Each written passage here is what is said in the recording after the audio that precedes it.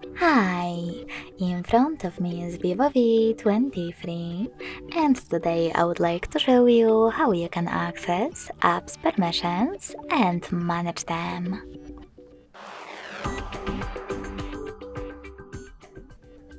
Firstly, open Settings and scroll down to access Privacy section. In it, you can click on Permission Manager. And as you can see, all devices options are over here. To manage one of them, click on the chosen one and then click on one of your apps.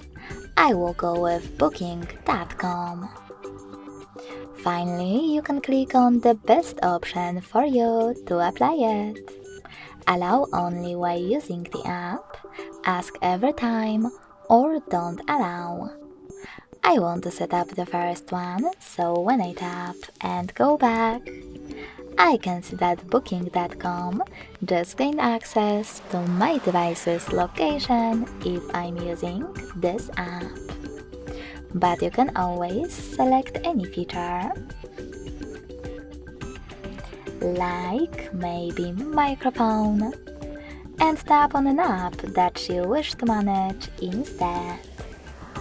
Now don't pick any of those options, just click on See All Permissions at the bottom and manage all of those features only for a chosen app the same way.